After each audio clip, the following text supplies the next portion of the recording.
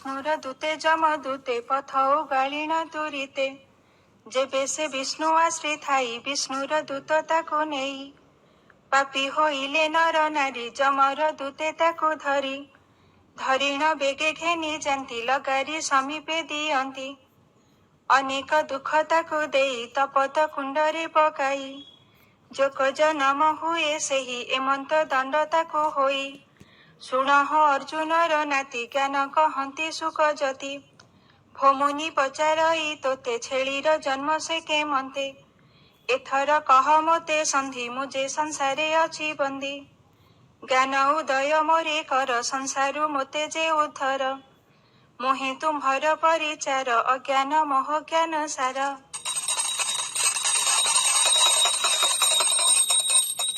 हे भगवान हाथ गोड़ चलु चलु मत संसार उठे नियो।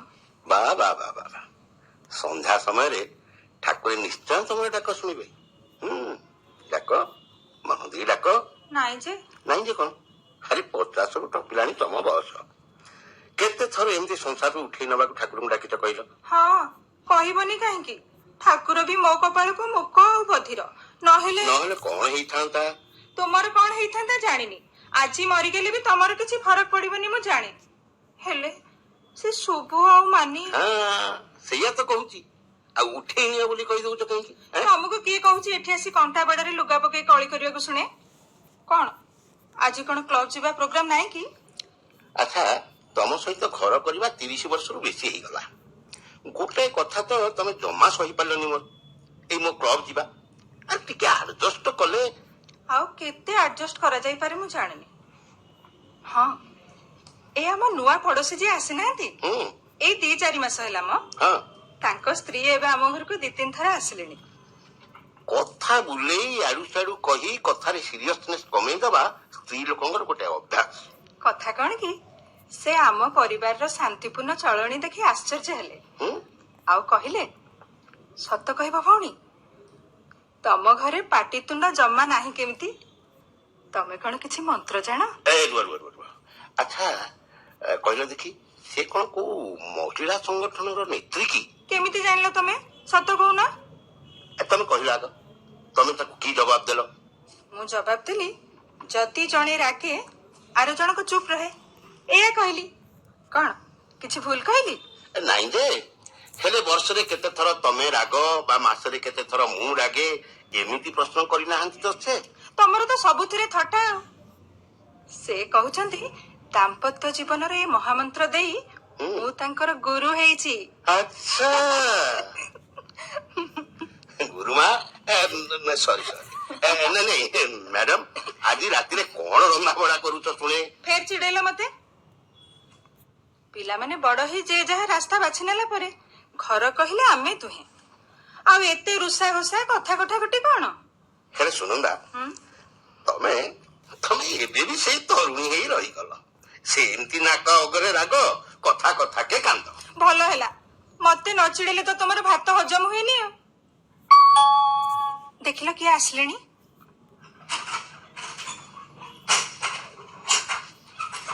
नमस्कार भाई ना अरे गोविंद जुआलो नानी बुढ़ाटे हैं कौन नानी मते देखी एमिति नीरव हो गलु जे नाई रे गोविंद भाबुथिले किए आसंता कि बुझिलु बाबा गोविंद तो नानी हाँ। मो वाक्य माने एकदम चिटपटांग हेई पड़िला बेले तू आसी ता इज्जत रखी देलु जाना देखुछु तो भिणे ए बयस रे मते केमती परियास करूचंती भाबिलु नानी भाई ना गुमसुम होई बसंते तू रांदीबाड़ी बसी ढोलू थांतु से तो मुह को न नहीं 2 गुंडा खाई चटापट सोई पड़ते तते कौन भल लागंता सेया कह गोविंद सेई कथा ताकू बुझाई दे अरे पुओ झियो केबे आसीबे सेते दिन जाए एमती चुपचाप हेई मु बुढ़ा हबार प्रैक्टिस करतेबी हे बाबा मैं पारिबी ठीक कथा होई ना हम नानीटा बुझी पारुनी आलो ए नानी एमिति खुशी आनंद सहजरे लोक को मिले लो बुझिलु तो भाग्य भल सेया परा आम श्रीमती माने तुम नानी ठाकुर को कहूतले मते चंचल उठेई नहीं जाओ भगवान हेलो नानी भाई ना जहा कहउछंती ता कोन सत हेलो ए ଆମ ବୁଢା ବାପା ପୁରା ଆମ ଦିଟାଙ୍କ ମୁହଁକୁ ଚାହିଁ ବସିଛନ୍ତି। ତୁ ଗୋଟେ ସ୍ୱାର୍ଥପର ହେଇଗଲୁ କେମିତି ଲ? ତୁ ବି ଓଧ ସାଙ୍ଗରେ ବଣଭୁଆ ଭଳି ବାଇ ହେଇଛୁ। ମୁଁ ସଞ୍ଜ ଦେଲା ବେଳେ ଖାଲି ଠାକୁରଙ୍କ ଆଗରେ ଏତିକି କହୁଥିଲି, ଭଗବାନ ହାତ ଗୋଡ ଚଳୁ ଚଳୁ ମତେ ଉଠେଇ ନିଅ। ତୋ ଭିଣେଇ ଶୁଣି ପକେଇଲେ। ସେଇଠୁ ତ ଚାଲିଛି ଯେତକ ବାକ୍ ପିତଣ୍ଡା। ହଉ ହଁ। ତମେ ଭାଇ ଭଉଣୀ ଦୁଃଖ ସୁଖ କୁହ, ମୁଁ ଚାଲିଲି। ଏ ଚଞ୍ଚଳ ଫେରିବ ଭାଇନା? ହଁ। ଏ ସାଙ୍ଗ ହେଇ ଖାଇବା। ଆଚ୍ଛା ଆଚ୍ଛା ଗୋବିନ୍ଦ, କହିଲୁ ବାପା କେମିତି ଅଛନ୍ତି? ତାଙ୍କୁ ଏଇ ଗହ୍ମା ପୂର୍ଣ୍ଣମୀ କି ଅସି ଚାଲିବ ବୋଧେ। ଆମ ଗୀତା ନା ମୋଟେ ବାପାଙ୍କୁ ସହିପାରୁନି। ଶ୍ରଦ୍ଧା ସମାନ ତ ଦୂରର କଥା, କର୍ତ୍ତବ୍ୟରେ ହେଳା କରୁଛି। ମୋ ମନ ଭାରି ଖରାପ ଲାଗୁଥିଲା ନାନୀ। ତୁ ତାକୁ ବୁଝଉନୁ। ତୁ ତ ଗୋଟିଏ ବୋଲି ପୁଅ ତାଙ୍କର। ତାଙ୍କ ଅନ୍ତେ ସେ ଜମିବାଡି ଘର ଦ୍ୱାର ସବୁ ତୋର। ଆଉ ବୁଢା ବାପାଙ୍କ ରୋଗ ବାଧିକରେ ସେବା କରିବ କିଏ? ତମେ ଭୋଗ କରିବ ତାଙ୍କ ସମ୍ପତ୍ତି, ଅଥଚ ତାଙ୍କୁ ଅଣହେଳା କରିବ। ମୁଁ କଣ ବୁଝଉନି ତାକୁ? ହେଲେ ତାର ଏକା ଜିଦ୍, ସେ ବାପାଙ୍କ ଦାୟିତ୍ୱ ନେଇପାରିବନି। ତା ପୁଅ ଝିଅ ବଡ ହେଇ ତାକୁ ଯଦି ଦୂର ଦୂର କରିବେ। ଆଚ୍ଛା, ମୁଁ ଯାଇ ତାକୁ ବୁଝେଇବି କି? ନାଇଲ ନାନୀ, ନା। ତା ପାଟି ଭାରି ଖର। ତତେ ଯଦି ସେ କଣ କହିଦବ ନା, ମୁଁ ଜମାରୁ ସହିପାରିବିନି। ଭାରି କହିଲା ବାଲା, ମୁଁ କଣ ଛାଡିଦେବି କି? ମୁଁ ତ ତାକୁ ଛାଡି ପାରିବିନି ନାନୀ। ତାରି ସାଙ୍ଗରେ ମତେ ଚଳିବାକୁ ପଡିବ, ଯାହା ମୋ ଭାଗ୍ୟରେ ଥିବ। ହଉ, ଭଲ କଲୁ। ଟିକେ ଚାଲି ଆସିଲୁ, ମନଟା ଟିକେ ଭୁଲେଇ ହେଇଯିବ ତ। ଆ, ରୋଷେଇ ଘର ପାଖକୁ ଯିବା। ତୁ ସେଠି ଚା ପିଇବୁ, ମୁଁ ବସି ପରିବା କାଟିବି। ନାନୀ, ବୋଉ କହିଥିଲା ପାଦକେ ସିରି ପାଦକେ ହତ ସିରି। ଭାରି ସତ କଥାଟା ନୁହେଁଲ ନାନୀ? ମନ ଖରାପ କରନି ମ। ତା ପିଲା ବଡ ହେଇଗଲେ ଆପେ ଆପେ ଘରମଣି ଚଳି ଶିଖିଯିବ ଯେ। ସେଦିନ ଯାଏ ଆମ ବାପା କଣ ବଞ୍ଚିଥିବେ? ହଁ, ଏଇଠି ତ ଭାଗ୍ୟକୁ ଲୋଡିବାକୁ ହୁଏ। ହଁ, ତୁ କହିଲୁ କେତେ ଦିନ ରହିବୁ ଏଠି?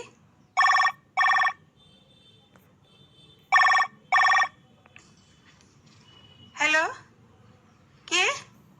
ଶୁଭୁ? କଣ ହେଲା ବାପା? ଆଚ୍ଛା ଆଚ୍ଛା, ତୁ କାଲି ଆସିଛୁ ତାହେଲେ? ହଁ ହଁ ହଁ, ଶୀଘ୍ର ଆ, ମୁଁ ଅନେଇ ବସିଛି। ମୋ ପାଗ ଯୋଗ ଭଲ ତାହେଲେ ଆଉ। ଯଜ୍ଞ ଭଣଜାକୁ ଦେଖିଦେଇ ଯିବି। ଏକାଥରେ ରଥ ଦେଖା କଦଳୀ ବିକା ହେଇଯିବ। ଆଉ ଚାଲିଲୁ, ଘର ଦ୍ୱାର ଟିକେ ପରିଷ୍କାର କରିଦବା। ଏ ପିଲାଟା ଏମିତିଆ, ଆଉ 4 ଦିନ ଆଗରୁ ଫୋନ କରିନଥାନ୍ତା। ହଉ ଚାଲେ, ତୋ ଭିଣେଇ ଫେରିଲା ବେଳକୁ ପୁଣି ରୁଟି ତରକାରୀ ରେଡି କରିବାକୁ ପଡିବ। ଚାଲ।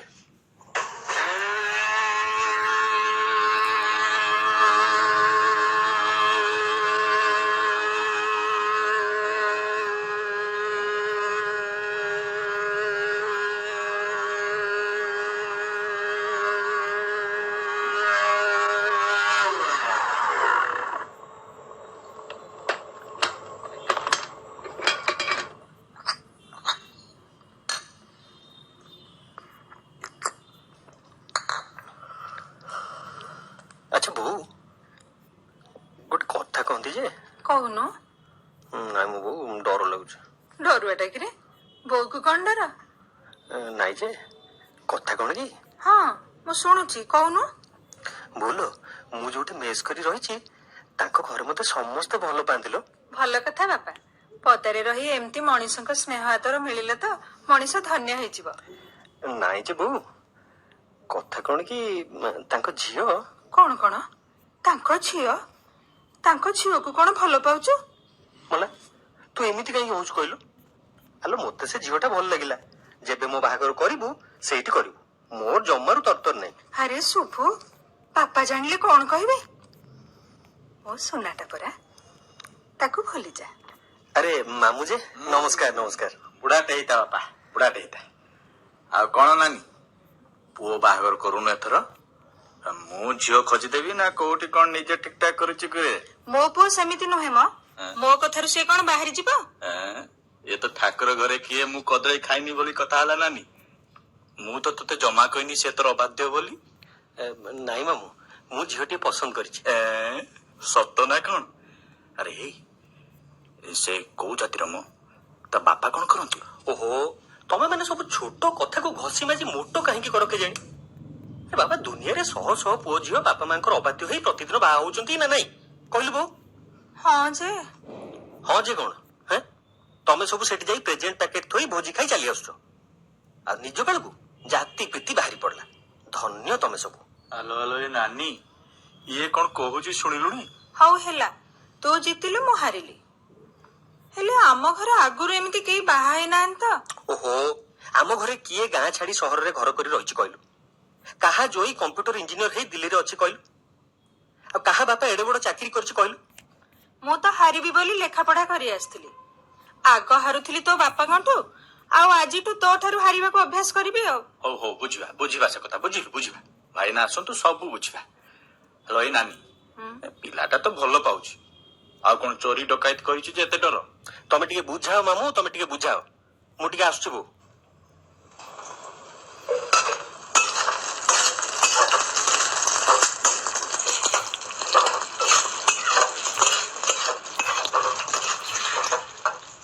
ଗୋବିନ୍ଦ, ତୋ ଭଣଜାକୁ ବୁଝା, ସେ ଝିଅଟାକୁ ଭୁଲି ଯାଉ।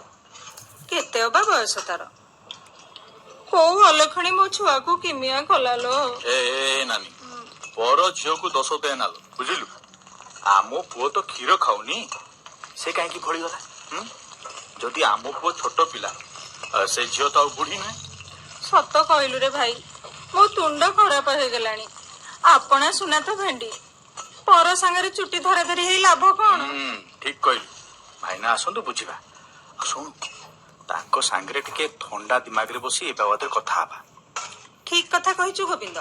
ତୋ ଭାଇନାଙ୍କର ବୟସ ହେଲାଣି, କେତେବେଳେ କୋଉ କଥା। ଏକଥା ଶୁଣି ତ ଯେତେ ପଥର ମନର ମଣିଷ ହେଇଥିଲେ ବି ଭାଙ୍ଗି ପଡିବ। ତୁ ଭଲ ବେଳେ ଆସିଲୁ। ହଁ, ମୁଁ ଆସିଥିଲି ମୋ ଦୁଃଖ କହିବାକୁ, ଯେ ହେଲେ ଏଠିକା ଦୁଃଖ ତ ଅସମ୍ଭାଳ। ମୋ କଥା ବୁଝିବ କି? ଯା ହଉ, ମାନିକୁ ବାହା କରିଦେଇଛି ଯେ ଗୋଟେ ବୋଝ ଯାଇଛି। ମାନି ଆମର ମାଛିକି ମ କହେନି। ମୋ ଗେହ୍ଲା ଝିଅ କେଜାଣି କେମିତି ଚଳୁଛି ଏତେ ଦୂରରେ। ତାଙ୍କ କଥା ମନେ ପଡିଲେ ହାତରେ ଭାତ ଗଣ୍ଡା ଅଟକି ଯାଏ। ପୁଣି ଭାବେ, ମୁଁ ତ ତୁମମାନଙ୍କୁ ଛାଡି 17 ବର୍ଷର ୟାଙ୍କ ଘର ସଜାଡିଥିଲି। ମାନି ବି ମୋର ଠିକ ପାରୁଥିବ। ସବୁ ତ ଶିକ୍ଷା ଲ ନାନୀ, ସବୁ ତୋରି ଶିକ୍ଷା। ଆମ ମାନି କୋଉ ଅଝଟିଆ ହୋଇଛି ଯେ, ଯାହାକୁ କହନ୍ତି ମାରିଲା ମୂଷା। ନିଶ୍ଚୟ ସେ ତା ଘରେ ଖୁସିରେ ଥିବ, ମୋ ମନ କହୁଛି। ମୋ ମନ କାହିଁକି ଭଲ ଲାଗୁନି ରେ। ମାନି ମୁହଁଟା ଖାଲି ଦିଶି ଯାଉଛି। ମୋ ଝିଅ କଣ ମତେ ମନେ ପକଉଛି କି? କଣ ହେଲା? କିଏ ମନେ ପକଉଛି ତମକୁ ସୁନନ୍ଦା? ନାଇଁ ମ, ଏଇ ମାନି କଥା ପଡିଥିଲା। ହଠାତ୍ କାହିଁକି ତା ଶୁଖିଲା ମୁହଁ ମତେ ଦିଶିଗଲା। ତମେ ତା କଥା ଭାବୁଛ ବୋଲି ସେମିତି ତମକୁ ଲାଗୁଛି, ବୁଝିଲ? ଆଚ୍ଛା ଭାଇନା, ଏ ଆମ ଜୋଇଁଟି କେମିତି ପିଲା? ମୁଁ ତ ସେଇ ଯାହା ବାହାଘର ବେଳେ ତାକୁ ଦେଖିଥିଲି। ହଁ, ଭଲ ପିଲା ଭଳି ତ ମନ ହୁଏ, ତେବେ ଭାରି ଚୁପଚାପ। ସେ ତ ସତ୍ୟ ଯୁଗର ଜୋଇଁ, 5 ପଦରେ ପଦେ କଥା କହିବ, ନହେଲେ ଚୁପଚାପ। ମୋ ଭାଗ୍ୟ, ନହେଲେ ମାନି ମୋର ଏ ଆଖିଲୁ ସେ ଆଖିରେ ପୋଛୁଥାନ୍ତା। ସବୁ ତୁମ ଦୁହିଁଙ୍କ କର୍ମର ଫଳ। ଚାଟ ଘର ପିଲା, ଚାଟ ହବନି ତ ଆଉ କଣ ହବ?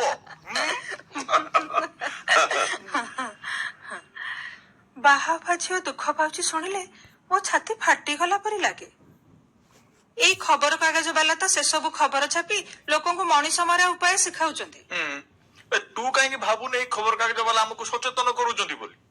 ଲୋକେ ଖରାପ କଥା ତକ ଶିଖିବେ, ଏମିତି ତ କେହି ତାକୁ ବିଦ୍ୟାଳୟ ପକେଇନି ତାଙ୍କୁ। ବୁଝିଲୁ ଗୋବିନ୍ଦ, ତୋ ନାନୀ ତ ସଂସାର ସାରା ସବୁ ଝିଅଙ୍କ ପାଇଁ କାନ୍ଦିବାକୁ ଠିକା ନେଇଛି।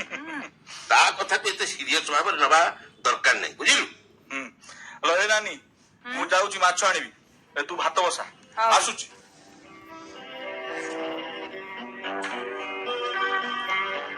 ମୋ କଥା ତ ଏମିତି ସବୁଦିନ ହାଲୁକା। ହଉ, ମୁଁ ଚାଲିଲି। ଶୁଣ, କଣ ଆଜି କଣ ରୋଷେଇ ଆୟୋଜନ କରୁଛ ଶୁଣେ? ସତ କହିବି, ମୋ ମନ କାହିଁ ଭଲ ଲାଗୁନି। କାହିଁକି? ଗୋଟେ କଥା କହିବି, ତମେ ରାଗିବନି ତ?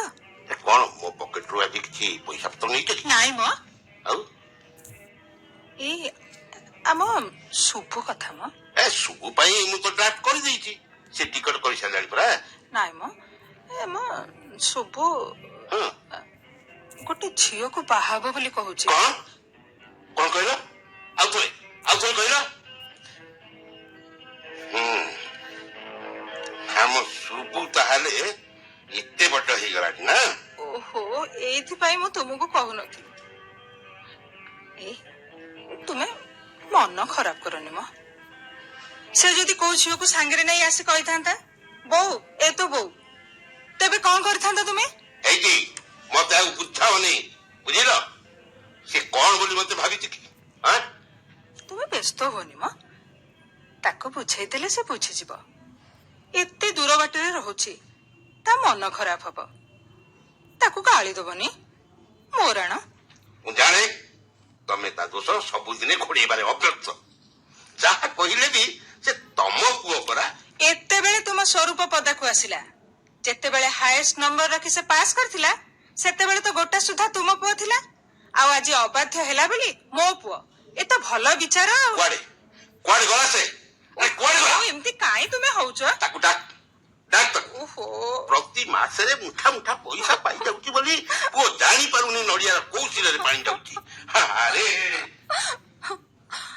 ହେ ପ୍ରଭୁ, ମୋ ଛୁଆକୁ ଖଣ୍ଟ ଘୋଡେଇ ରଖିତା।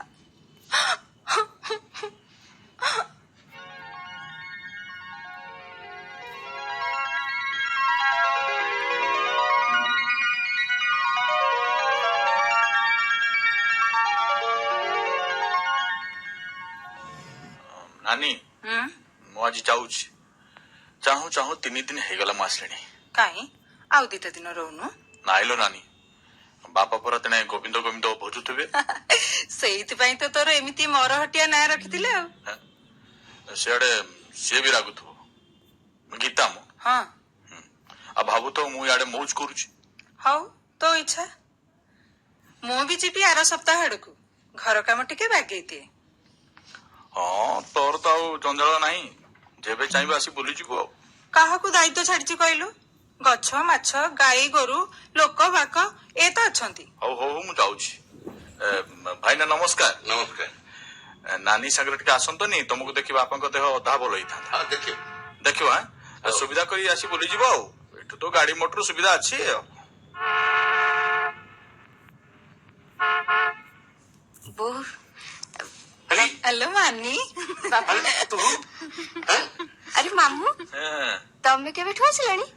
ଭଲ ହେଲା ଭଲ ହେଲା, ଗଲାବେଳେ ତୋ ସାଙ୍ଗରେ ଦେଖା ହେଇଗଲା। ହ୍ୟାଲୋ ଏଇ ଏକୁଟି ଆସିଲୁ ଯେ ମା?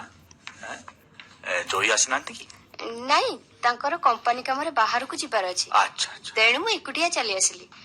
ତା ଛଡା ବହୁତ ଦିନ ଆସିନଥିଲି ତ ଭାରି ବିକଳ ଲାଗୁଥିଲା। ହଉ ମାନିଲ, ତୋ ଦେହ କଣ ଭଲ ନଥିଲା? ଏମିତି ଶୁଖିଲା ଦିଶୁଛୁ କାହିଁକି? ହଉ ଏଥର ମାମୁଁ ଯାଉ, ଅଜାଙ୍କ ଦେହ ଭଲ ନାହିଁ। ତ ଚାଲେ ଗୋଡ ହାତ ଦେଇ ଲୁଗା ବଦଳ ପକା। ଓହୋ, ଯିବି ବୋଉ, ଟିକେ ଥକା ମିଣ୍ଟେ। ହଉ ତାହେଲେ ନାନୀ ମୁଁ ଆସୁଛି। ଭାଇନା ଆସୁଛି। ହଁ ଯା। ନାନୀ ଆସିଲି ଲୋ, ଦେଖା ହବ। ହଁ ମାମୁଁ। ମାନି ପାପା, ସତ କହିଲୁ ମା, ତୁ ରୁଷି ଆସିନୁ ତ?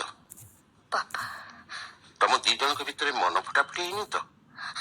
ତୁମର ଯୋଉ କାଳତୁଣ୍ଡ କଥା, ମୋ ଝିଅ ପାଠ ସାଠ ପଢିଛି, ଦିଲ୍ଲୀରୁ ଘରକୁ ଆସିବା କିବା କଥା ଯେ? ଲୋକେ ତ ଏକୁଟିଆ ଉଡାଜାହାଜ ଚଢି ବିଦେଶ ଯାଉଛନ୍ତି। ହଁ ତମେ ଚୁପ ରୁହ ସୁନନ୍ଦା। ମା ମୋ ପ୍ରଶ୍ନର ଉତ୍ତର ଦେ। ହଁ ବାପା, ତମ ସନ୍ଦେହ ସତ। ମୁଁ ଆଉ ସନ୍ତୋଷଙ୍କ ପାଖକୁ ଫେରିବିନି ବାପା, ସବୁଦିନ ଏଇଠି ରହିବି। ବାପା, ତମେ କଣ ମତେ ତଡ଼ିଦବ ବାପା? ଆରେ ପାଗଳି, କିଏ କଣ କାହା ପିଲାକୁ ପାଖରୁ ତଳିଦିଏ? ତୁ ପୁଣି ଥକି ଯାଇ ବିଶ୍ରାମ ପାଇଁ ଆସିଛୁ ଯେତେବେଳେ।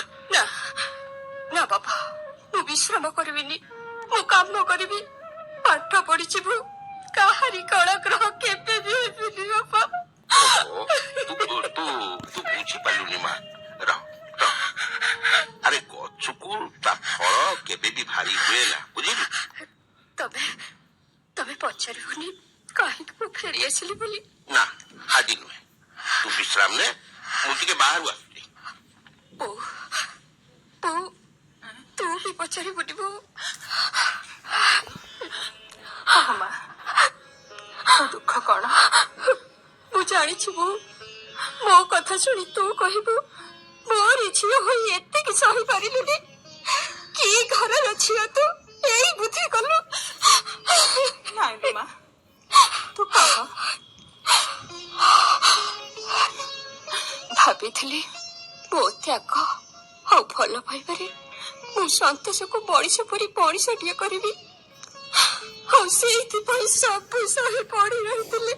ସବୁ ସହି କାଳି ବଡ ବି ସବୁଦିନ ଜାଣିଛୁ ବୋଉ, ସନ୍ତୋଷ ପ୍ରତିଦିନ ନୂଆ ନୂଆ ଝିଅ ଆଣି ଘରକୁ ଆସୁଥିଲେ। ମାନି ଆଉ ମୋ ସାମ୍ନାରେ ସେମାନଙ୍କ ସହିତ ତୁଳନା ବି କରୁଥିଲେ। ସତ କହୁଛି ବୋଉ, ମୁଁ ଗୋଡ ହାତ ଧରିଛି, ସେ ବାଟରେ ଯିବାକୁ ବାରମ୍ବାର ବାରଣ ବି କରିଛି, ହେଲେ ହେଲେ ସନ୍ତୋଷ ମାନିଲ ବୁଝୁଛି।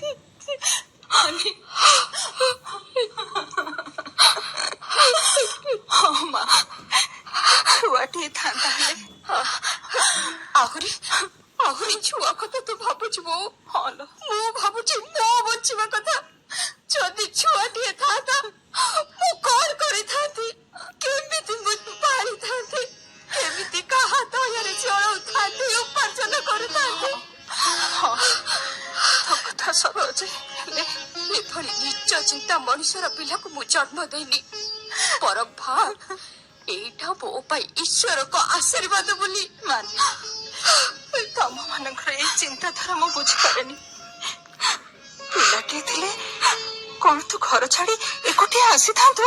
ନା, ଆସି କାଇଥାନ୍ତି, ବରଂ ସେଠି ମାଡ ଖାଉଥାନ୍ତି। ଆଉ କୋଉଦିନ ଖବର ପାଇଥାନ୍ତୁ ତ ସୁନା ନାକି ଝିଅ ସୁଇସାଇଡ୍ କଲାଣି ବୋଲି। ଥାଉ ମା, ମୁଁ ଶୁଣି ପାରିବିନି। ମୋ ଛାତି ଫାଟିଯିବ, ମୋ ଛାତି ଫାଟିଯିବ।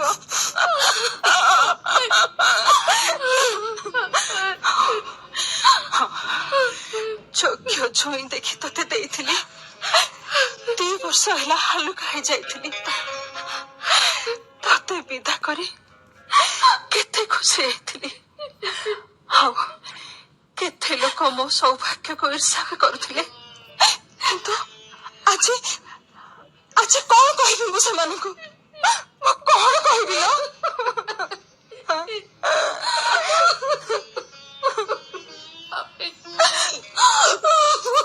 ମାନିଲୋ, ଏମିତି ହଉନା ଲୋ।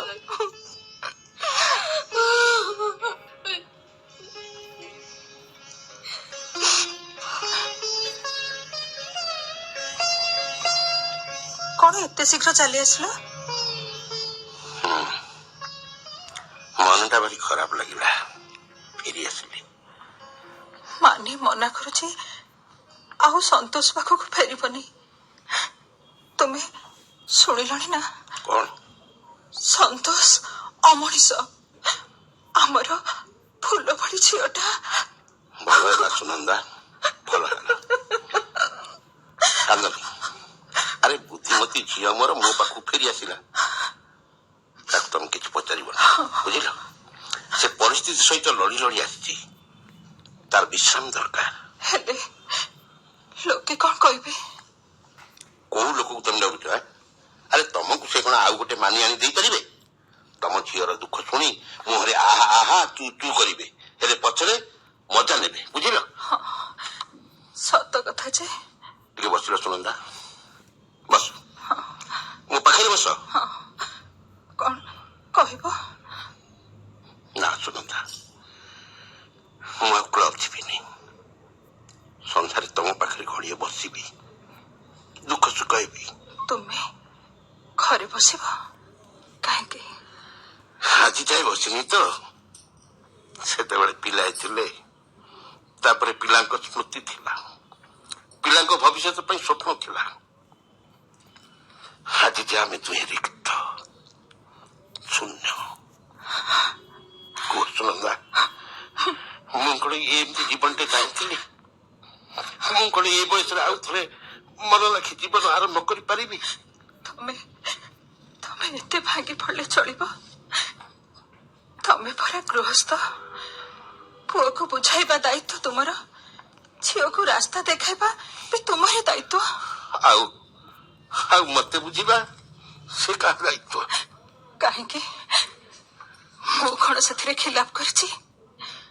ତମର ଅନେକ ଦୁର୍ବଳତାକୁ ମୁଁ ଆଜି ଢାଙ୍କି ବସିଛି। ତୁମ ମୁହଁକୁ ଚାହିଁ ବାପା ମାଙ୍କ ମୁହଁ ଭୁଲିଛି। ତୁମେ ଏକୁଟିଆ ହେଇଯିବ ବୋଲି ବୁଢା ବାପାଙ୍କୁ ଦେଖିବାକୁ ଯାଇପାରୁନି। ଥାଉ ସୁନନ୍ଦା, ମୁଁ ବୁଝିପାରୁଛି, କିନ୍ତୁ କିନ୍ତୁ ସବୁ ହିସାବ କେମିତି ଭୁଲ ହେଇଯାଉଛି। ଏତେ ଦିନର ଶିକ୍ଷା ମୋର ବିଫଳ ହେଲା କେମିତି?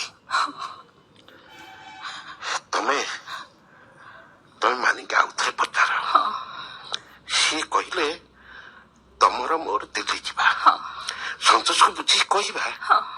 ଆରେ ଆରେ ପରିବାରଟା ଏମିତି ଭାଙ୍ଗି ଦିଆଯାଏନି। ନା ବାପା, ତମର ଦିଲ୍ଲୀ ଯାଇ କାହା ହାତ ଗୋଡ ଧରିବା ଦରକାର ନାହିଁ।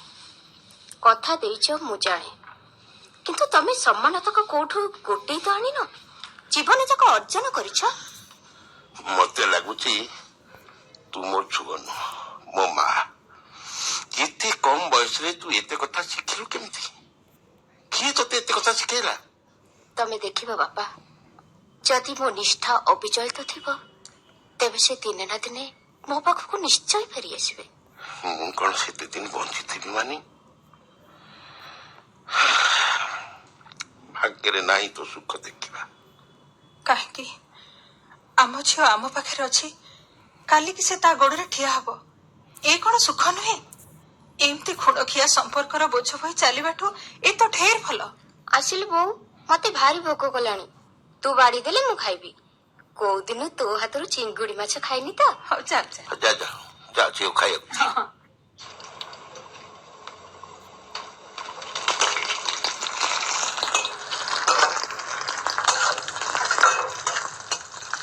ଏ ମାନ୍ୟବା, ସତ କହିଲୁ ସନ୍ତୋଷ ଭାଇ କଣ ଏତେ ବାଜେ ଲୋକ? ମାନେ ନାଇଁ, ମତେ ତ ଲାଗୁଛି ତମ ଭିତରେ କୋଉଠି ଗୋଟେ କେମିତି ଭୁଲ ବୁଝାମଣା ରହିଛି। ତୁ ତ ଏବେ ଖାଲି ପ୍ରେମରେ ଭାସୁଛୁ ନା, ତୁ କୋଉଠୁ ଜାଣିବୁ ଆଡଜଷ୍ଟମେଣ୍ଟର ଦୁଃଖ। ଆରେ ଭଲ ପାଇବା ମାନେ ତ ଆଡଜଷ୍ଟମେଣ୍ଟ। ଯାହାକୁ ଭଲ ପାଇବ ତା ସହିତ ଆଡଜଷ୍ଟ କରିବାକୁ ହବ। ଆଚ୍ଛା, ହଉ ଦେଖିବାନି ତୁ କେମିତି ଆଡଜଷ୍ଟମେଣ୍ଟ କରୁଛୁ। ଆଚ୍ଛା, ସିଏ ଆମ ଘରର ଚଳଣି ସାଙ୍ଗରେ ଚଳିପାରିବ ତ? ମଲା, ମତେ ଭଲ ପାଇବ ଆଉ ମୋ ପରିବାର ସହିତ ଆଡଜଷ୍ଟମେଣ୍ଟ କରିପାରିବନି? ଇଏ ତ ଚଟୁ ଆଇଁଷ ବେଣ୍ଟ ନିରାମିଷ କଥା ହେଲା। ହଉ ହଉ ହଉ, ତୋ ବେଳ କାଳ ଆସିଲେ ଜଣା ପଡିବ ଯେ। କିଏ କହିବ ମୋ ମିଶନ କେତେ ଦୂର ସକ୍ସେସଫୁଲ ହବ? ବାପାଙ୍କ କଥା ତ ଜାଣିଛୁ। ଆଚ୍ଛା, ଚାଲ ଆମେ ମାଉସୀଙ୍କୁ ଖବର ଦବା। ହଁ, ଭଲ ହବ। ସିଏ ହୁଏତ ବାପାଙ୍କୁ ବୁଝେଇ ପାରିବେ। ହେଲେ ସୁବୁ, ମାଉସୀ କଣ ଆମ କଥା ଶୁଣିବେ? ଆଲୋ ଦେଖିବା, ଚେଷ୍ଟା କଲେ କ୍ଷତି କଣ? ବୁଝିଲୁ ନାନୀ, କଣ ହେଲା? ମୁଁ ଯାଉଛି ଗୋଟେ ଟେଲିଗ୍ରାମ କରିଦେବି। ହଁ ହଁ। କଣ ଗପୁଥିଲ ବସି ଭାଇ ଭଉଣୀ? ଏବେ ତ ସୁବୁ ପଳେଇବ ତା କଲେଜକୁ, ପୁଣି ଆର ବର୍ଷ ଫେରିବ ପାଠ ସାରିକି। ସତେ ତ, ମୁଁ ପୁଣି ଏକୁଟିଆ ହେଇଯିବି ନା ବୋଉ? ସତରେ ଆଗ କାଳେ ଯାହା ଘରେ ବହୁତ ପୁଅ ଝିଅ ଥିଲେ ସେମାନେ ଖୁବ ଭଲରେ ଥିବେ, ନୁହେଁ ବୋଉ? କେଜାଣି ମା, ମୁଁ କହିପାରିବିନି। ଆମେ ତ ଅଭାବୀ ଥିଲୁ। ଦିଟା ପିଲାଙ୍କୁ ଖାଇବା ପିନ୍ଧିବାକୁ ଦେଇ ପାଠ ପଢିବା ଆମ ପାଇଁ କାଠିକର ପାଠ। କିନ୍ତୁ ଭାଉଜ ଆସିଲେ ଆମ ଘର ପୁରୀ ଉଠିବ, ନା କଣ କହୁଛୁ ବୋଉ? କିଏ ଜାଣେ ମା, କୋଉ ଝିଅ ଆମ ହାଣ୍ଡିରେ ଚାଉଳ ପକେଇଛି। ଆଜିକାଲିକା ପିଲା, ସେ ଯଦି ମା ହେବାକୁ ପସନ୍ଦ କରୁନଥିବ, ତୋରି କଥାରୁ ଦେଖୁନ। ବୋଉ, ତୁ ଏ କଥା କହିପାରିଲୁ ବୋଉ? ହଁ, ନ କହିବୁ କାହିଁକି? ସଂସାରରେ ତ କଥା ଅଛି, ଦେଲା ନାରୀ ହେଲା ପାରି। ନାଇଲୋ ମା, ମୋ ପାଟିରୁ ବାହାରି ପଡିଲା ନା। ହଁ, ତୁ ପରା କଣ କମ୍ପ୍ୟୁଟର କୋର୍ସ କରିବୁ କହୁଥିଲୁ? ହଁ, ଦେଖିବି। ଏଠି ତ ଏତେ ସଂସ୍ଥା ଅଛି, ଦେଖିବା କୋଉଟା ମୋ ସମୟ ଆଉ ଅର୍ଥକୁ ଫିଟ୍ କରିବ। ଆରେ କୁଆଡେ ଯାଇଥିଲୁ କି? ନାଇଁ ମୋ ବୋଉ, ଏମିତି। ଏତେ ଦିନ ପରେ ଘରକୁ ଆସିଲୁ ଯେ ଦିନେ ଖୁସି ବାସିରେ ବସିଲୁନି, କଥାବାର୍ତ୍ତା ବି ହେଲୁନି, ପୁଣି ଯିବାକୁ ବାହାରିଲୁଣି। ଏ ବୋଉ, ବାପା ନୁହଁ, ସେ ଝିଅ କଥା ଶୁଣିଲା ଦିନଠୁ ମୋ ସହିତ ସିଧା ଚାହିଁକି କଥାବାର୍ତ୍ତା ବି କରୁନାହାନ୍ତି। ଆଚ୍ଛା ସତ କହିଲୁ ବୋଉ, ନିଜ ପସନ୍ଦରେ ବାହା ହବା କଣ ଗୋଟେ ଏଡେ ବଡ ଅପରାଧ? ବାପା ବୁଝିଯିବେ ଯେ, ସେ ତ ଟିକେ, ତୁ କଣ ଜାଣିନୁ? ଆଚ୍ଛା ବୋଉ, ସୁକନ୍ୟା ମାଉସୀ ତ ଭଲ ପାଇ ବାହା ହେଇଥିଲା, ମୋର ଝାପସା ମନେ ଅଛି। ସିଏ କେମିତି ଚଳୁଛି, କେମିତି ବୋହୁ ପଣିଆ କରୁଛି? ସେଇଥିପାଇଁ ସୁକନ୍ୟାକୁ ଯଥେଷ୍ଟ ତ୍ୟାଗ କରିବାକୁ ପଡିଥିଲା। ବହୁତ କଥା ଜୀବନ ଯାକ ସହିବାକୁ ପଡିଛି ତାକୁ, କିନ୍ତୁ ସେ ଚିଣିଛି ଆଉ ମନ ଲାଖି ଜୀବନ ବଞ୍ଚିଛି। ମୁଁ ଆସନ୍ତା କାଲି ପଳେଇବି। ତୁ ଆଉ 2ଟା ଦିନ ରହନ୍ତୁନି? କାଇଁ, କଣ କିଛି କାମ ଅଛି? ନାଇଁ ଯେ ମୁଁ କଣ କହୁଥିଲି କି ସେ ଝିଅଟାକୁ ଭୁଲିଯା ବାପା। ଧରିନେ ସେ ତ କପାଳରେ ନାହିଁ। ଆମେ ସୁନ୍ଦରୀ ବୋହୂ ଆଣିବା। ତା ରୂପର ଆଲୁଅରେ ଆକାଶ ଝଲମଲ ହେଇ ଉଠିବ, ଆଉ ତା ଗୁଣର ସୁବାସରେ ପୃଥିବୀ ବାସି ଉଠିବ। ତୁ କାହିଁକି ଯେ ଅଧିକା ପାଠ ପଢିଲୁନି ବୋଉ? ବୁଝିଲୁ ବୋଉ, ତୁ ଖୁବ ବଢିଆ କବିତା କହୁଛୁ। ହଁ, ବାପା ଥଟ୍ଟା କରୁଥିଲେ, ଏଥର ତୁମେ ସବୁ ବଡ ହେଲଣି, ଥଟ୍ଟା କରିବ। ଭଲ କଥା ଆଉ। ଏ ବୋଉ, ତୁ କଣ ଏତେ ପିଲାଙ୍କ ଭଳିଆ ହଉଛୁ କିଲୋ? କିଲୋ, ତୁ ପରା ଆମ ଭାଇ ଭଉଣୀଙ୍କର ଭରସା, ଯାହାକୁ ଇଂରାଜୀରେ କହନ୍ତି ଫ୍ରେଣ୍ଡ, ଫିଲୋସଫର ଆଣ୍ଡ ଗାଇଡ। ଯଦି ଗାଇଡ, ତୁ ମୋ କଥା ମାନୁନୁ କାହିଁକି? ମତେ ପିଲାଦିନୁ ଦେଖି ଦେଖି ବି ମାନି କାହିଁକି ପରିବାରରେ ଚଳି ପାରିଲାନି? ବୋଉ, ତୁ ଜୀବନ ସାରା ଭାବିଲୁ ତୋ ଭଳିଆ ସମସ୍ତେ ହେବେ। ତୁ ଗୋଟେ ବ୍ୟତିକ୍ରମ ବୋଉ, ଆଉ ବ୍ୟତିକ୍ରମ ମାନେ ଉଦାହରଣ ନୁହନ୍ତି। ମୁଁ ବଡ ବଡ କଥା ବୁଝିନି ଲୋ। ଦର ପାଠ ହେଇ ତୁମ ଘରକୁ ଆସିଥିଲି, କେହି ବି ଦିନେ କହିନି ଖବର କାଗଜ ଖଣ୍ଡେ ପଢିବୁଟି। ଆଉ ତମେ ତ କେତେ ପାଠ ପଢିଛ, କେତେ ଉଦାହରଣ ଦେଇ ଶିଖିଛ। ଓହୋ, ମୁଁ ତତେ କିଛି ବୁଝେଇ ପାରିବିନି। ତୁ ଯଦି ମୋ ଭଳି ଜୀବନ ବଞ୍ଚିଥାନ୍ତୁ ନା। ହଁ, ତୋ ଭଳି ଦିଲ୍ଲୀ ଜୀବନ, ଗାଡି ମଟର ଫ୍ରିଜ କୁଲର ମୁଁ ଦେଖିନି। ଆଉ ଜୀବନ କଣ? ମୁଁ ତ ମୋ ଘର ବୋଲି କହିବାକୁ ବଖରାଏ ଘର ବି ଆଜି ଯାଏ ପାଇନି। ତୋ ସାଙ୍ଗରେ ମୁଁ ଯୁକ୍ତି କରିପାରିବିନି ବୋଉ, ହେଲେ ପଦ କଥା କହିଦେଲି, ମୁଁ ଆଖି ବୁଝି କୌଣସି ଅନ୍ୟାୟ ବରଦାସ୍ତ କରିପାରିବିନି। Well said, well said. ବୁଝିଲୁ ମାନିଅପା, ତୁ ତ ୟୁନିୟନ ଲିଡର ଭଳିଆ କଥା କହିଲୁଣି। ହ୍ୟାଲୋ, ଆଗକୁ ଇଲେକ୍ସନ ଆସୁଛି, ଗୋଟେ ମୋର୍ଚ୍ଚା କାଢିବା ବନ୍ଦୋବସ୍ତ କର। ଯୋଉଠି ମା ବାପା ବୁଝିପାରୁନାହାନ୍ତି, ସେଠି ପୁଣି ଅନଶନ, ଧର୍ମଘଟ ଆଉ ମୋର୍ଚ୍ଚା। ହଉ, କେବେ ପ୍ଲାକାର୍ଡ ଧରିବାକୁ ଲୋକ ଦରକାର ପଡିଲେ ମତେ ଡାକିବ। ମୁଁ ଆସୁଛି। କିରେ କିରେ କିରେ, କୁଆଡେ ବାହାରିଲୁ? ହଁ, ତୁ ତ ଏବେ ବଡ ହେଲୁଣି ନା, ଜୀବନ ପାଇଁ ନିଜ ମତାମତ ଜାହିର କଲୁଣି। ଆଚ୍ଛା କହିଲୁ, ମୁଁ ତ ପୁଣି ଏଇ ବୋଉ ପାଖରେ ବଢିଛି, କିନ୍ତୁ କଣ ପାଇଁ ମୁଁ ଏତେ ବଡ ଡିସିସନ ନେଇଛି ମୋତେ ପଚାରିବୁନି? ଭାଇ ଭଉଣୀ ଏମିତି କଥା ହଉଥିବ ନା ଆଉ କିଛି କାମ ଅଛି? ନାଇଁ ଯେ ବୋଉ, ମାଉସୀଙ୍କ କଥା କାହିଁକି ଭାରି ମନେ ପଡୁଛି ଲୋ। କାହିଁକି ରେ? ମାଉସୀ ତ ତା ଜଞ୍ଜାଳରେ ଘାଣ୍ଟି ହଉଛି। ଆରେ, ଘର କରିବ ଆଉ ଜଞ୍ଜାଳ ଠାରୁ ଦୂରରେ ରହିବ, ଏ କଥା କଣ ସମ୍ଭବ? କରେକ୍ଟ। ଘର ସାଙ୍ଗରେ ଜଞ୍ଜାଳ ଏକା ନାହିଁ ଦିଖଣ୍ଡ। କହୁନ, ମୁଁ କଣ ଭୁଲ କହିଲି? ନାଇଁ, ତୁମ କଥା ସବୁ ଠିକ। ଚାଲ, ଢେର ଦିନ ଅଚିନ୍ତା ହେଇ ବୁଲିଲ, ଝିଅ ବାହା କରି ସାରି ଛାତି ଫୁଲେଇ ଚାଲିଲ, ଆଉ ଏବେ?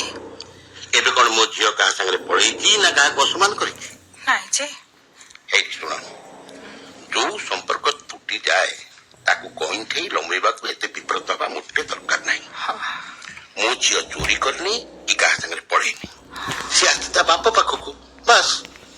ଦେଖ, ଏ କଥା ଯେମିତି ଆଉ ଏ ଘରେ ନ ପଡେ। ବାପା, ମା, ଯଦି ତୋ ମନ କେତେବେଳେ ବଦଳେ ତେବେ ମତେ କହିବୁ, ମୁଁ ନିଜେ ଯାଇ ସନ୍ତୋଷକୁ ଡାକି ଆଣିବି।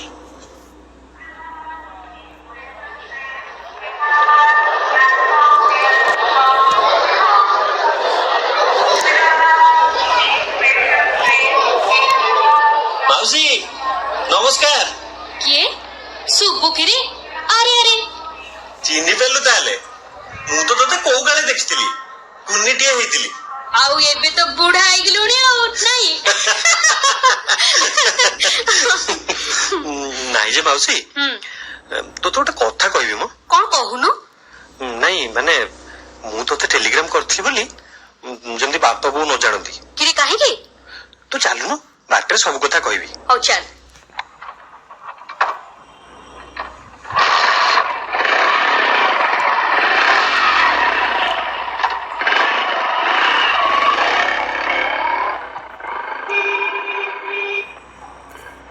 ନାନୀ, ତମ ମାନଙ୍କ କଥା ସବୁ ଭାରି ମନେ ପଡିଲା। ଆସୁଥିଲି, ଏ ବାଟରେ ସୁବୁ ଦେଖା ହେଇଗଲା। ହଁ, ସୁବୁଟା ତ କାଲିଠୁ ମାଉସୀ ମାଉସୀ ଘୋଷି ହଉଛି ଆଉ। ତାକୁ ତ ମୁଁ ମୋଟେ ଚିହ୍ନି ପାରିନି। କଣ ପଢୁଛୁ କିରେ? ମୁଁ ହାଇଦ୍ରାବାଦରେ ବିଟେକ୍ କରୁଛି ମାଉସୀ, ଏଇଟା ଫାଇନାଲ ଇୟର। ଆଚ୍ଛା କହିଲୁ ସୁବୁ, ତୁ ମୋ କଥା ମନେ ପକଉଥିଲୁ ଟି? ସେ କଥା ଆଉ ପଚାରିବାକୁ ଅଛି ମାଉସୀ? କିଲୋ ମାଉସୀ ତୁ ପରା ଆମ ଆଦର୍ଶ। କାହିଁକି କିରେ, କୋଉଠି ଝିଅ ଦେଖିଲୁଣି କି? ତୁ ଚାଲିଲୁ କୁନି, ଆଗ ଲୁଗା ବଦଳି ପକା, ତାପରେ ଗପ କରିବା। ଓହୋ, ତୁ କାହିଁକି କଥାଟା ବଦଳି ଦଉଛୁ କହିଲୁ ବୋଉ?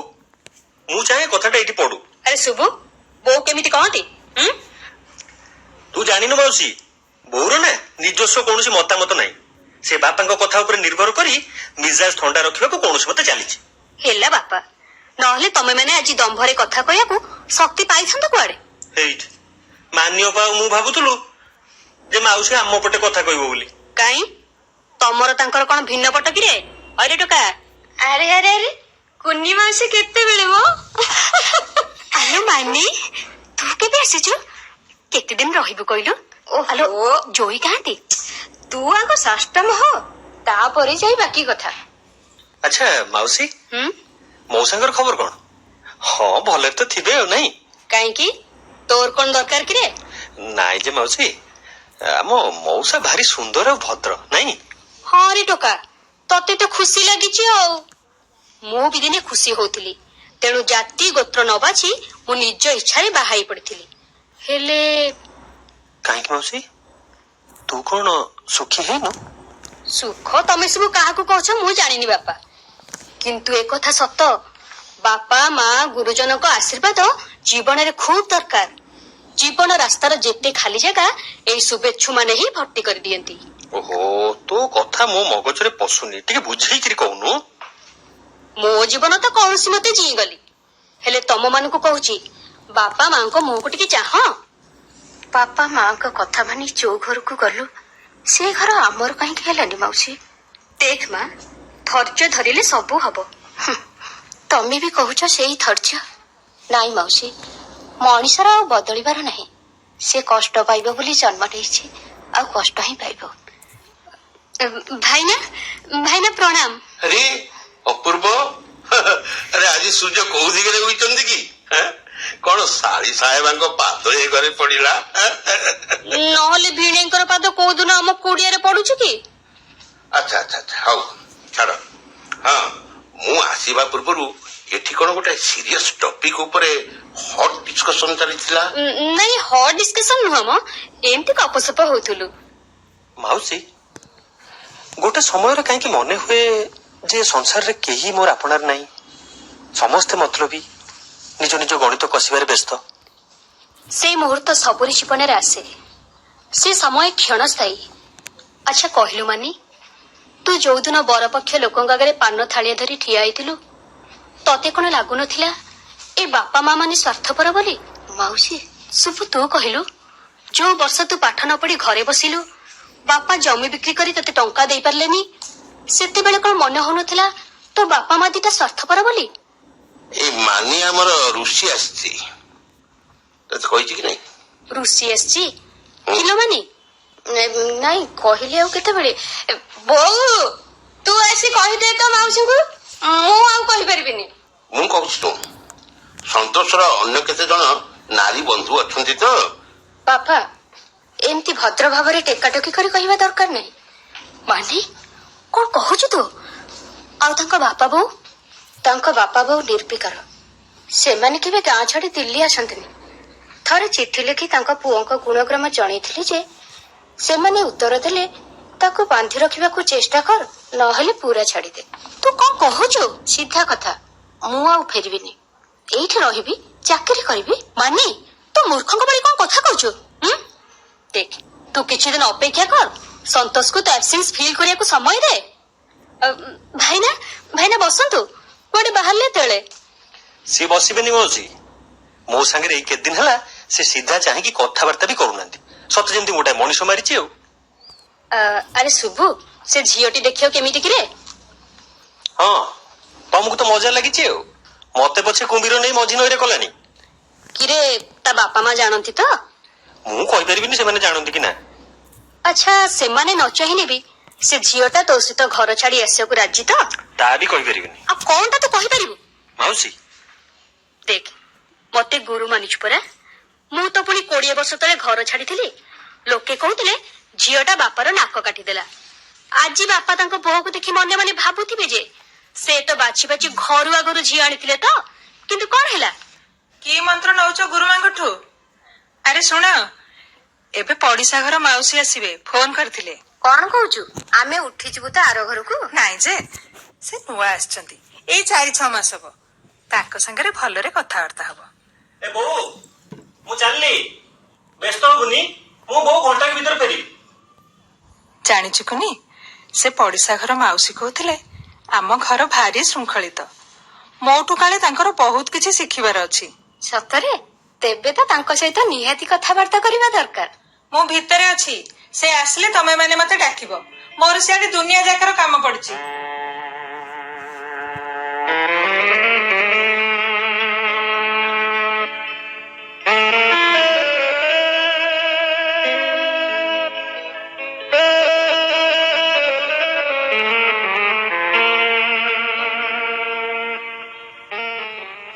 ସୁନନ୍ଦା ଦେବୀ ଘରେ ଅଛନ୍ତି? ଆସନ୍ତୁ ଆସନ୍ତୁ ମାଉସୀ, ମୁଁ ପରା ତାଙ୍କ ଝିଅ। ଏ ବୋଉ, ଏ ଚଞ୍ଚଳ ମାଉସୀ ଡାକୁଛନ୍ତି।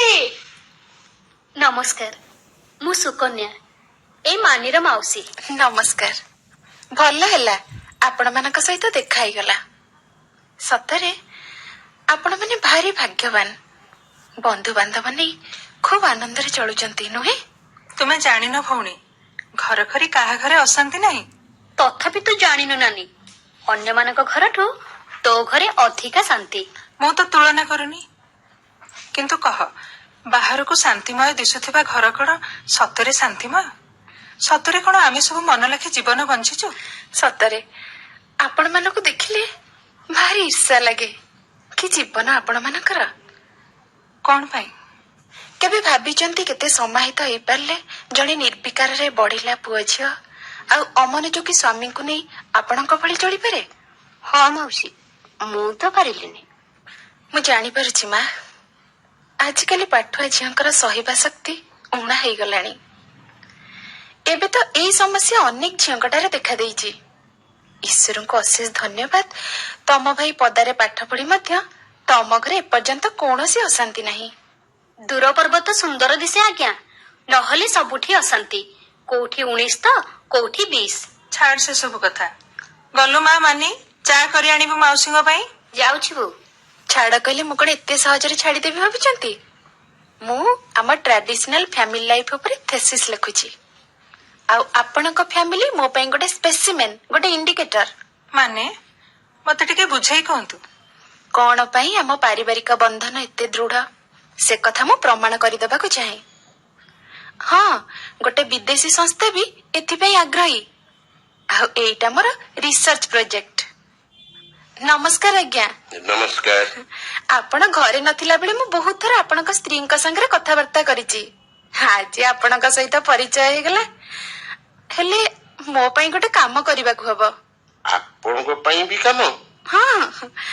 ଆଚ୍ଛା, ଆପଣ କହିପାରିବେ ଆପଣଙ୍କ ପରିବାରର ଶାନ୍ତିପୂର୍ଣ୍ଣ ସହାବସ୍ଥାନର ରହସ୍ୟ କଣ? ଆଚ୍ଛା, ଆୟୋ, ଏଇ କଣ ତମର ସେଇ ଛାତ୍ରୀ ଯିଏ ତମକୁ ଗୁରୁ କରିଛନ୍ତି? ଠିକ କହିଛନ୍ତି ଆଜ୍ଞା। ଏଥର ମୋ ପ୍ରଶ୍ନର ଉତ୍ତର ଦିଅନ୍ତୁ। ମୁଁ ଯଦି ଆପଣଙ୍କୁ ସହଯୋଗ ନ କରେ? ମୋ ଥେସିସରେ ମୁଁ ଲେଖିବି ଯେ ଆମ ପରିବାରର ତଥାକଥିତ କର୍ତ୍ତା ମାନେ ଭାରି କାଲସ, ଅନାଗ୍ରହୀ। କାହିଁକି କହିଦଉନା? ଦେଖିଲେ ତ ଆଜ୍ଞା, ସୁନନ୍ଦା ଦେବୀ କେତେ ଆଗ୍ରହୀ, କେତେ କେୟାରିଂ। କେବଳ ବୁଝାମଣା ହିଁ ଆମ ପାରିବାରିକ ଜୀବନର ମୂଳ ପିଣ୍ଡ, ବୁଝିଲେ? କାହାର ବୁଝାମଣା? ଗୋଟେ ଲୋକ ନଈ ନଈ ମେରୁହାଡ ବଙ୍କେଇ ସାରିଲାଣି ତ ଆଉ ଜଣେ ନିଜ ଅଧିକାର ସାବ୍ୟସ୍ତ କରି କରି ବୁଢା। ବୁଝାମଣା କାହିଁ? ଆରେ, ଆପଣ ମାନେ ଝଗଡା କରନ୍ତି ନା କଣ? ମୁଁ କହିନଥିଲି ଦୂର ପର୍ବତ ସୁନ୍ଦର ବୋଲି? ତୁମେ ଯାହା କୁହ, ମୁଁ କହିବି ସହିଷ୍ଣୁତା ହିଁ ପାରିବାରିକ ଜୀବନର ମୂଳ କଥା। ପରସ୍ପରକୁ ଭଲ ପାଇ ପାରିଲେ ହିଁ ଏହି ସହନଶୀଳତା ଆସିଥାଏ, ନଚେତ। ଅଟକି ଗଲେ ଯେ? ଆଚ୍ଛା କହନ୍ତୁ ତ, ଯାହାର ବାହା ହେଲା ଝିଅ ଜୋଇଁ ସାଙ୍ଗରେ ଝଗଡା କରି ସ୍ୱାମୀ ପାଖରୁ ଚାଲି ଆସେ, ପୁଅ ଅନ୍ୟ ଜାତିର ଅଜଣା ଅଶୁଣା ପରିବାରର ଝିଅ ବାହା ହେବାକୁ ଜିଦ୍ ଧରି ବାପା ସହିତ ଯୁକ୍ତିତର୍କ କରିବ, ସେ ବୁଝାମଣା କରିବ କାହା ସାଙ୍ଗରେ? ଆପଣ ଏଇ କଣ କହୁଛନ୍ତି ସୁନନ୍ଦା ଦେବୀ? କାହାଘର କଥା କହି ଦୁଃଖୀ ହଉଛନ୍ତି? ନିଜ କଥା ଭଉଣୀ। ତମେ ଯାହାକୁ ସଫଳ ଘରଣୀ ଭାବି ପୁରସ୍କାର ଦେବାକୁ ଚାହୁଁଥିଲ ତାର ଅସଫଳତାର କାହାଣୀ ଶୁଣିଲ ତ? ନାନୀ ତୁ ସବୁଦିନେ ଭାରି ଭାବପ୍ରବଣ। ଖାଲି ଭାବପ୍ରବଣ ନୁହେଁ, ନାକ କାନ୍ଦୁରି ବି। କିନ୍ତୁ ମନେ ରଖିବା ଝିଅ, ସେ ସରଳ ନୁହନ୍ତି, ଯୁକ୍ତିଶୀଳ। ଆଉ ସେଇ ଯୁକ୍ତି ସେ ନିଜ ସହିତ କରନ୍ତି ଆଉ ପରିବେଶ ସହିତ ବି କରନ୍ତି। ନହେଲେ ତମେ ମାନେ ଏତେ ଅଚିନ୍ତା ହେଇଥାନ୍ତ କେମିତି? ଠିକ କଥା। ମା ମାନଙ୍କ ସ୍ନେହ ଶ୍ରଦ୍ଧା ସହଜରେ ମିଳିଯାଏ ବୋଲି ପିଲାମାନେ ବୁଝିପାରନ୍ତିନି ମାର ଗୁରୁତ୍ୱ। ତୋ କଥା ଏକଦମ ସତ ମାଉସୀ। ଖାଲି ସତ ମିଛ କହିଲେ ଚଳିବନି ମାନି। ଦୁନିଆ ତମ ଭଳି ପାଠୁଆ ଝିଅର ହାତକୁ ଚାହିଁ ବସିଛି। ଯଦି ଭାବୁଛ ତମ ଡିସିସନ ଠିକ, ତେବେ ଘରେ ବସି ସେଇ ପୁରୁଣା ରେକର୍ଡ ବଜେଇବା ଦରକାର ନାହିଁ। ଆସ ମୋ ସାଙ୍ଗରେ ମିଶି ଦୁଃଖୀ ଦରିଦ୍ର ଅସହାୟଙ୍କର ସେବା କରିବା। ମାଉସୀ ମୁଁ କଣ ପାରିବି ମାଉସୀ? କାହିଁକି ପାରିବନି? କେତେ ଅଧା ପାଠୁଆ ଝିଅ କେତେ ବଡ ବଡ କାମ କରୁଛନ୍ତି। ଥରେ ନିଜ ଦୁଃଖରୁ ବାହାରକୁ ଆସ, ଦେଖିବ ପୃଥିବୀ ଭାରି ସୁନ୍ଦର ଦିଶୁଛି। ଏ ବୋଉ। ମାଉସୀ ପୁରା ନମସ୍କାର କର। ନମସ୍କାର ଆଜ୍ଞା। ଆଚ୍ଛା କହିଲ ପୁଅ, ତମ ଘରର ସୁଖ ଶାନ୍ତିର ରହସ୍ୟ କଣ? ସୁଖ ଶାନ୍ତି ପୁଣି ଆମ ଘରେ? ହେଲା ହେଲା, ମୁଁ ବୁଝିଗଲି, ଆଉ କହିବା ଦରକାର ନାହିଁ। ତମେ ଯାହାକୁ ସହଜ ସ୍ୱାଭାବିକ ଭାବରେ ପାଇଯାଉଛ ତାହା କେତେ ମୂଲ୍ୟବାନ ସତରେ ତମେ ଜାଣିପାରିବନି। ଠିକ କହିଛନ୍ତି ଆପଣ। ଘର ଜଣକ ତ୍ୟାଗ ତପସ୍ୟାରେ ତିଆରି ହୁଏ, ଆଉ ସମସ୍ତଙ୍କ ଆଗ୍ରହରେ ତିଷ୍ଠି ରହେ। ଆପଣ ଆସିବେ ସୁନନ୍ଦା ଦେବୀ ଆମ ଫଙ୍କସନକୁ? ଆଉ ସେଦିନ ଫରେନରୁ କେତେ ଜଣ ଡେଲିଗେଟ୍ସ ଆସିବେ। ଆଉ ମୁଁ ସେଠି ସୁସ୍ଥ ପରିବାର ଜୀବନର ଲିଭିଂ ସାମ୍ପଲ ଦେଖେଇବି ସମସ୍ତଙ୍କୁ। ହଁ, ଆପଣଙ୍କୁ ସେଠି ଫେଲିସିଟେଟ କରାହବ। କଣ କରାହବ? ନାନୀ ତତେ ସମ୍ବର୍ଦ୍ଧନା ଦିଆଯିବ, ତୁ ପୁରସ୍କାର ପାଇବୁ, ଆଉ ଆମେ ସମସ୍ତେ ଯିବୁ ସେଦିନ। ଏ ମାନି ଗଲୁ ବାପାଙ୍କୁ ଡାକିବୁ। ବୁଝିଲେ ସୁନନ୍ଦା ଦେବୀ, ଆପଣ ପୁରସ୍କାର ପାଇବେ ସେଇଟା ବଡ କଥା ନୁହେଁ। ଆମ ପାରିବାରିକ ଜୀବନ କେତେ ସୁନ୍ଦର, କେତେ ବୁଝାମଣା ଉପରେ ପ୍ରତିଷ୍ଠିତ, ସେ କଥା ମୁଁ ସେମାନଙ୍କୁ ବୁଝେଇଦେବି। ସତ କହିବି, ମତେ ତ ଯାତ୍ରା ପେଣ୍ଡାଲକୁ ଗଲା ଭଳି ଲାଗୁଛି। ମୋ ବୟସର ସ୍ତ୍ରୀ ଲୋକ କଣ ଘରେ ନ ରହି ବାହାରକୁ ଯିବ? ନା, ଏତେ ସବୁ ସହିବା ଭିତରେ ମୋ ନିଜ ପାଇଁ ମୋ ଆସନଟିଏ ରଖିବି ନା। ନାନୀ ତୋଠୁ ଢେର ଶିଖିବାରେ ଅଛି, ଆଉ ତୋର ଯିଏ ବୋହୂ ହବ ନା, ସତରେ ସିଏ ବଡ ଭାଗ୍ୟବତୀ। କିଏ ଭାଗ୍ୟବତୀ? ଆମର ଭାବି ବୋହୂ?